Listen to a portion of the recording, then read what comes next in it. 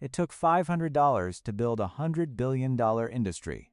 The men who started it nearly killed it within a decade. In 1972, Nolan Bushnell walked away from his job at Ampex in Sunnyvale, California. He had already built one video game. It was called Computer Space. It flopped. The controls confused people. Bushnell blamed the design. The game was too complicated for a bar full of beer drinkers. He needed something simpler. He scraped together $500 with his partner, Ted Dabney, and registered a company. The name they wanted was already taken. They picked a word from the board game Go instead. In Japanese, it means prepare to be attacked. They called it Atari. Bushnell hired an engineer named Al Alcorn. His first assignment was a training exercise. Build a basic tennis game on a screen. 2 paddles, 1 ball. Alcorn finished it and installed a prototype in a bar called Andy Capp's Tavern in Sunnyvale. 2 days later, the machine stopped working. The coin box was too full. Quarters had jammed the mechanism. Bushnell called the game Pong. It shipped to arcades across America. 12,000 units sold. Competitors rushed in. Copycat machines flooded the market. Because the concept was so simple that anyone could clone it, the arcade industry exploded, and Atari had to run faster just to stay ahead. By 1975, Bushnell redesigned Pong for the living room. Sears agreed to carry the home version in its Christmas catalog before a single unit had been manufactured. It was a bet on a product that did not yet exist. Nearly 150,000 units shipped that holiday season. Atari's revenue surged past $200 million within 4 years of its founding. But Bushnell needed more capital. He needed to build a console that could play multiple games on interchangeable cartridges. The project was expensive. He could not fund it alone. In 1976, Warner Communications flew Bushnell to New York on a corporate jet. Clint Eastwood was on board. A limousine took them to the Waldorf Astoria. Steve Ross, the chairman of Warner, hosted dinner at his private apartment. Bushnell sold Atari for $28 million. Warner poured money into the new console. In 1977, the Atari 2600 launched. It sold 400,000 units in its first year. Space Invaders arrived in 1980. Sales quadrupled overnight. The American arcade industry jumped from $308 million in 1978 to nearly $3 billion by 1982. Arcades doubled from 5,000 locations to 10,000.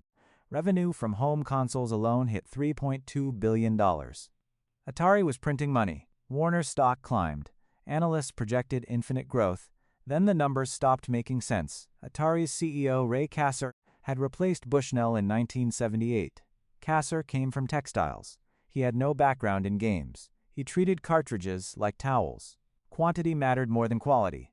Atari produced 12 million copies of Pac-Man for the 2600. Only 10 million people owned the console. The game itself was a poor imitation of the arcade version. 7 million copies sold. 5 million sat in warehouses. The programmers who built Atari's best games received no credit and no royalties. 4 of them left. They founded Activision. Dozens of other companies followed. Quaker Oats launched a game subsidiary. There were no licensing controls, no quality standards. Anyone could manufacture a cartridge for the 2600.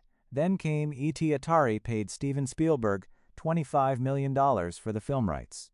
A single programmer, Howard Scott Warshaw, had 5.5 weeks to build the entire game before Christmas. Warshaw had made Atari's best-selling original title the year before. Management assumed he could do it again under impossible conditions. The result was a disaster. Players fell into pits they could not escape. The controls made no sense. Reviews were savage. Of 5 million cartridges produced, 1.5 million sold.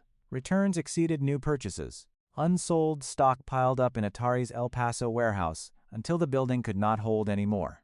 In September 1983, Atari loaded between 10 and 20 semi-trucks with cartridges, consoles, and equipment. They drove south to a landfill outside Alamogordo, New Mexico. Workers crushed the merchandise with heavy machinery, dumped it into a trench, and poured concrete on top. Armed guards kept all reporters away.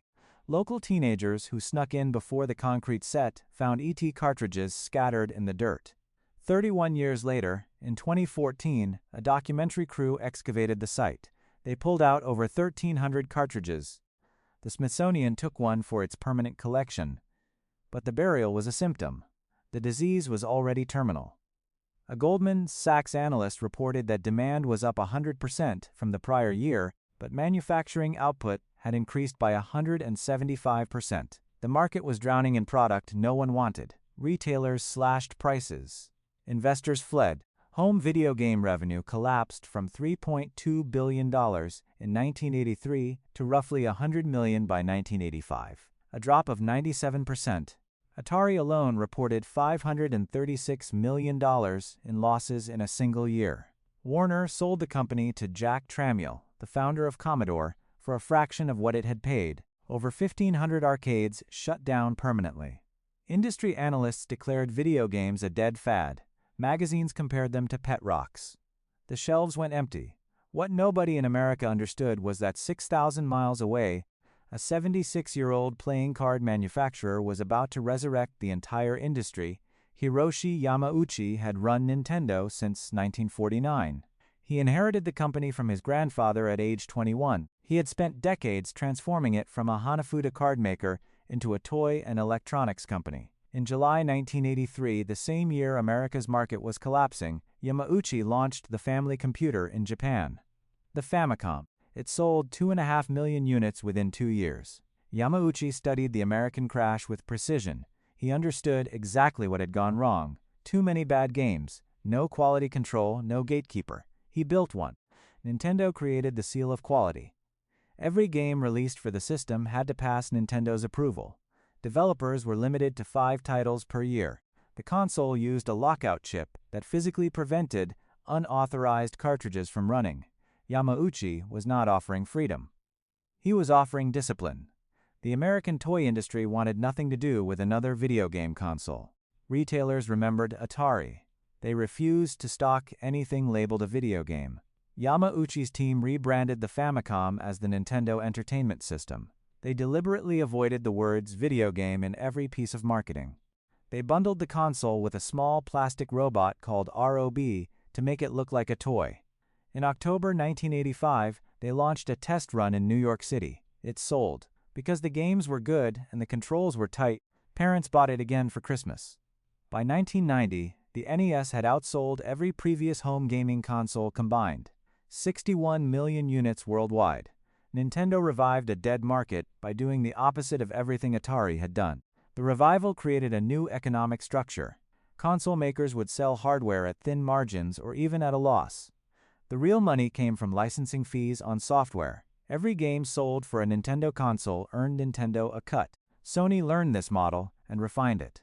In 1991, after Nintendo publicly humiliated Sony by killing a joint CD-ROM project at the Consumer Electronics Show and announcing a rival deal with Philips, a Sony engineer named Ken Kutaragi convinced Chairman Norio Oga to let him build a standalone console. Most Sony executives opposed it. They considered gaming beneath the company's brand. Kutaragi threatened to leave if they killed the project. The PlayStation launched in Japan on December 3, 1994. It became the first console to sell over 100 million units.